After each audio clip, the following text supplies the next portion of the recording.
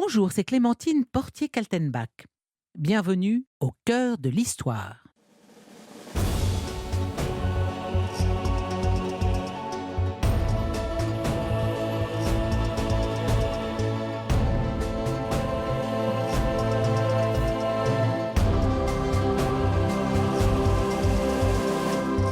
On imagine souvent les femmes du Moyen-Âge comme entièrement soumises à l'autorité des hommes, pères, maris, prêtres, des femmes auxquelles on ne reconnaîtrait que le statut de vierge, d'épouse ou de veuve.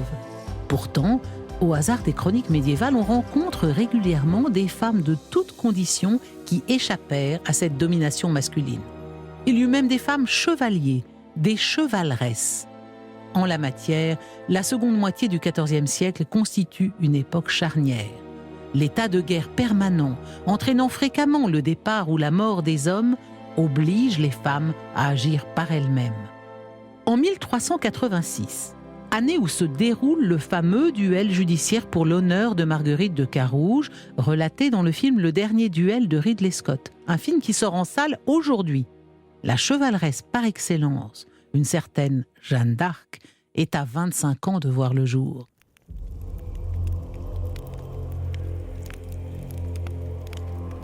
Roland sent que la mort l'entreprend, et dans la tête et le cœur lui descend. Dessous un pin il va courant, et sur l'herbe verte s'allonge, plaçant sous lui épée et olifant, et regardant vers la grande Espagne. Ainsi fait-il parce qu'il veut que Charlemagne et tous ses soldats de son armée disent que le noble comte est mort en conquérant. Il bat sa coulpe de tous ses péchés et pour leur rémission offre à Dieu son gant.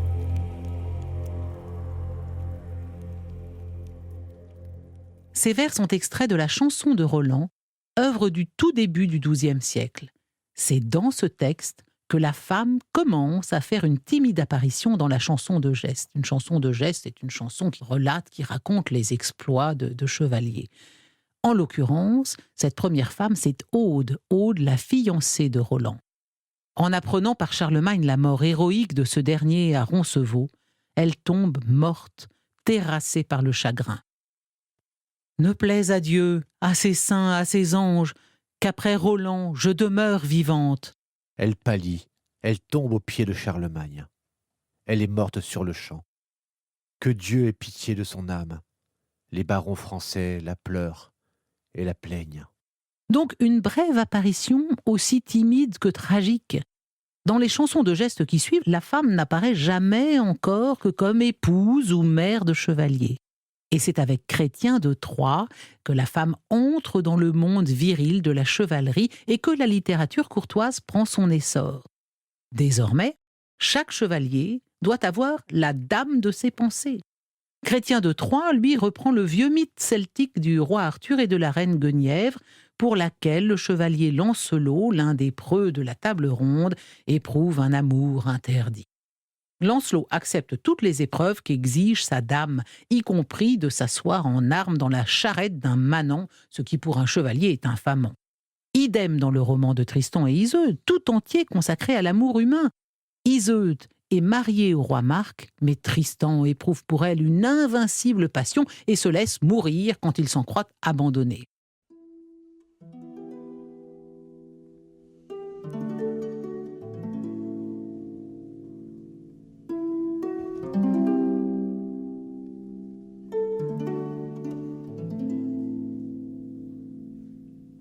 Désormais, les femmes font belle figure dans la chevalerie. Dans les tournois, chaque chevalier joute pour sa dame, portant à sa lance l'enseigne, entendez par là le foulard ou la bannière, que sa belle lui a donnée. C'est pour elle qu'il accomplit guerres et prouesses. Mais ce n'est pas tout. Ce sont les dames et les jeunes filles, que l'on qualifie alors de pucelles, qui remettent ses armes au jeune bachelier lors de son adoubement. Le bachelier, c'est le bas chevalier, celui qui est prétendant à la chevalerie. Ce sont elles qui tendent sa lance et son écu au chevalier lorsqu'il part à la guerre. Elles qui arment le chevalier qui part défendre leur couleur au tournoi. L'usage apparaît bientôt d'élire une reine pour chaque tournoi. Elle préside la joute dans une tribune qui lui est allouée à côté de celle des juges d'armes. Elle y trône, entourée de ses 2 demoiselles d'honneur. Le soir venu, c'est elle qui remet au meilleur chevalier son prix, généralement une pièce d'orfèvrerie agrémentée d'un joyau. L'amour courtois établit entre le jeune homme et son ami un lien semblable à celui d'un suzerain avec son vassal. Et dans cette relation particulière, la dame serait le suzerain et le chevalier son vassal. Mais la femme, en dehors des moments où elle remet armes et récompenses, a un rôle exclusivement passif. Même si aucun texte juridique ne lui interdit la guerre, elle n'a pas droit aux offices virils, à l'habit masculin. Elle est exclue de la chose militaire, n'a aucun droit de faire couler le sang, prérogative réservée aux porteurs de la puissance publique. La seule guerre que peuvent entreprendre les femmes et les clercs est une guerre spirituelle contre le péché.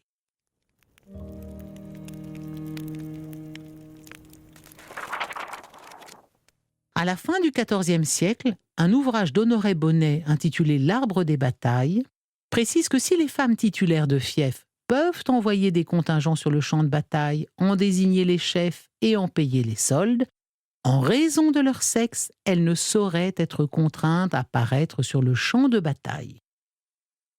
Un chapitre entier est consacré à cette même question dans le livre du gouvernement des princes, ouvrage à succès rédigé par le cardinal Gilles de Rome, l'un des principaux conseillers de Philippe le Bel. Comment la participation des femmes à la bataille est contre nature et raison. Par participation, d'ailleurs, Gilles de Rome n'entend que le simple accompagnement du mari jusqu'au champ de bataille. Voici son explication. Femme est la plus peureuse chose qui soit et de froide complexion. Si on doit combattre, il faut ôter les femmes de sa compagnie, car la peur est contagieuse même pour les preux et hardis. Donner grand coup et porter arme nécessite des reins solides, de fortes épaules et des bras robustes. Comme les femmes ont molle chair et défaut de force de corps, on ne doit pas les mettre à combattre. Les femmes sont donc inaptes à la guerre, écrit Colette Beaune. Leur corps est faible, leur raisonnement limité, leur caractère peureux. De plus, la femme mineure perpétuelle ne saurait commander à des hommes adultes ni avoir sur eux la moindre autorité. Mais les conditions vont changer à partir du milieu du XIVe siècle avec les débuts de la guerre de Cent Ans. L'état de guerre permanent entraîne l'absence des hommes, temporaire ou définitive. Les opérations militaires qui deviennent fréquentes ne se déroulent plus dans des lointains pays, mais partout sur le territoire. L'insécurité est galopante. La crise démographique engendrée par la grande peste de 1348 fait que l'on manque de bras partout, pour cultiver comme pour combattre. Les longues captivités se multiplient et beaucoup de fiefs se retrouvent aux mains des femmes pour 10 ou 30 ans. Sur les champs de bataille, les bâtards doivent remplacer les fils légitimes, prisonniers ou morts, puis ce sont des paysans qui complètent les troupes insuffisantes, puis des mercenaires de tout poil, et bientôt, dans cette société qui se militarise à outrance, les femmes elles-mêmes sont entraînées dans ce mouvement général.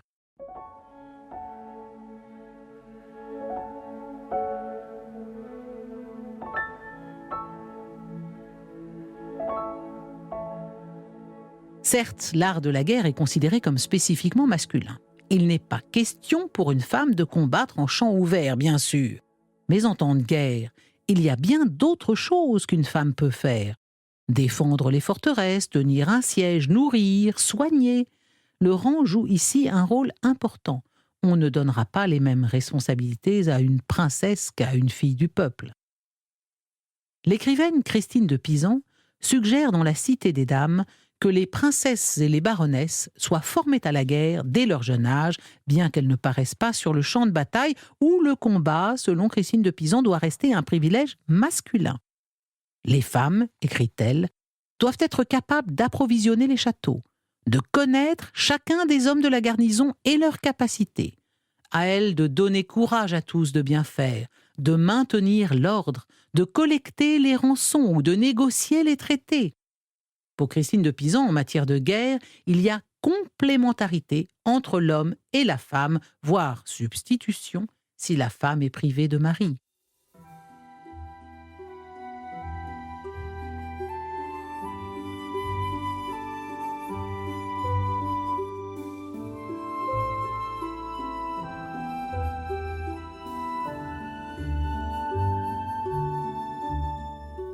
Arrêtons-nous un instant sur Christine de Pisan. Elle est contemporaine de Marguerite de Carouge, puisqu'elle naît en 1364 et meurt en 1430. Pour mémoire, le duel judiciaire où est incriminée Marguerite de Carouge a lieu en 1386, alors que Christine de Pisan a 22 ans. Cette Christine de Pisan qui préconise l'éducation des femmes aux choses de la guerre n'est autre que la première femme de l'histoire de France à avoir vécu de sa plume. Alors que sa mère, écrit-elle, la vouloit occuper de filasse, comprenez la cantonner aux travaux d'aiguille, son père, médecin et astrologue italien du roi Charles V de Valois, faisant fi des préjugés du temps, l'encourage au contraire à s'instruire. Entre le libre accès à la bibliothèque royale et la fréquentation des savants séjournant à la cour, Christine baigne dès l'enfance dans un climat de grande effervescence intellectuelle. Par bonheur, son père se montre également clairvoyant dans le choix de son époux, en lui désignant Étienne Chastel, notaire du roi. Il a 10 ans de plus qu'elle, mais leur union est un vrai mariage d'amour. Hélas, en 1389, Christine perd successivement son mari, emporté par la peste, puis son père. À 25 ans, la voici veuve et sans ressources, ayant à sa charge sa mère et ses 3 enfants. Que faire ? Avant tout répondre au besoin impérieux d'exprimer par écrit son chagrin et sa solitude. Bientôt ce travail de deuil et d'écriture donne un recueil de poésie courtoise, le livre des 100 ballades, qui remporte un franc succès à la cour et vaut à l'écrivaine en herbe l'attention de riches protecteurs. Vivant désormais de sa plume, Christine diversifie sa production littéraire, rédige une biographie du roi Charles V, se lance dans un traité politique, ose aborder des thèmes militaires et religieux, bref, elle ne s'interdit aucun sujet. Dans La Cité des Dames, histoire d'une cité imaginaire gouvernée par des femmes, elle dénonce la misogynie de l'époque et l'inégalité des sexes. Elle donne une image positive du corps de la femme, regrettant qu'il ne soit associé qu'au péché ou à la maternité. Elle prône l'étude pour les femmes et vante les joies de l'indépendance. Cet ouvrage lui vaut d'être considéré de nos jours comme l'ancêtre du féminisme contemporain. Ce n'est donc pas un hasard si l'on retrouve sous sa plume l'idée que les femmes devraient être formées à la guerre dès leur jeune âge et remplacer les hommes si besoin est. Cela étant, dans son livre des faits d'armes et de chevalerie, écrit vers 1410, bien des hommes estimeront qu'elle a dépassé les bornes en se mêlant de guerre et de stratégie.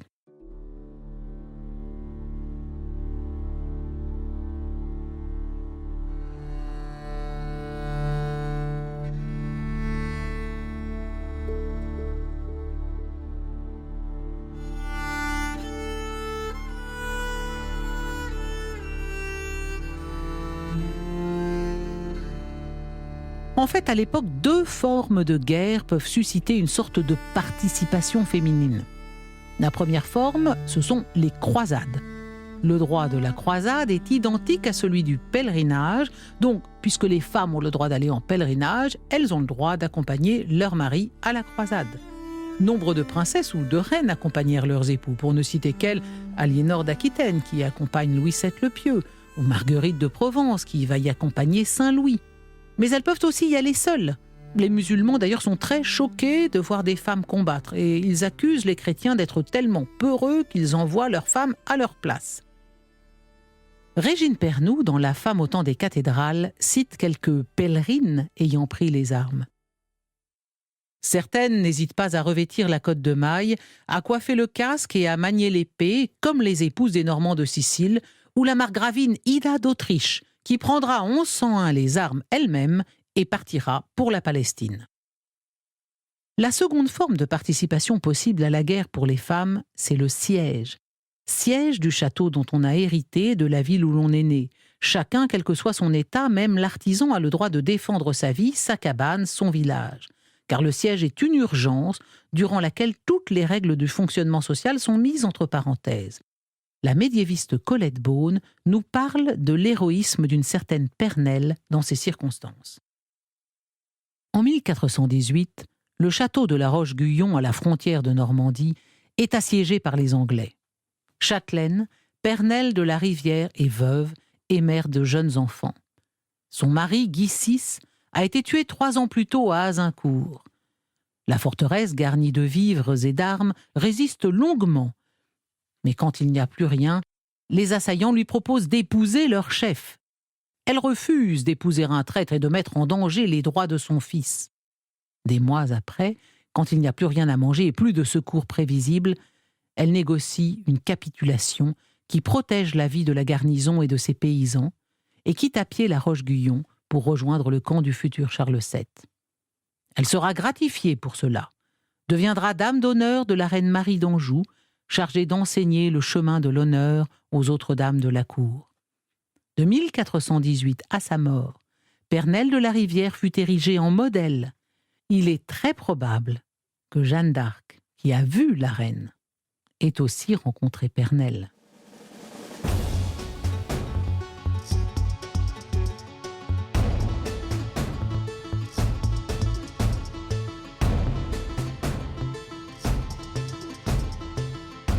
Si cette plongée dans l'histoire vous a plu, parlez-en autour de vous et faites-moi part de vos commentaires sur le groupe Facebook Au cœur de l'histoire. Je vous lirai. Ce podcast est une création Europe 1 Studio. J'ai écrit et raconté l'épisode que vous venez d'entendre. La réalisation est signée Oscar Vater. Pour ne rater aucun épisode, abonnez-vous sur Apple Podcasts, Spotify, Deezer ou la plateforme sur laquelle vous écoutez habituellement vos podcasts. Et si vous souhaitez aller plus loin, la bibliographie de cet épisode vous attend sur le site d'Europe 1. Je vous retrouve demain pour la seconde partie de mon récit Au cœur de l'histoire, consacré aux femmes dans la guerre au Moyen Âge.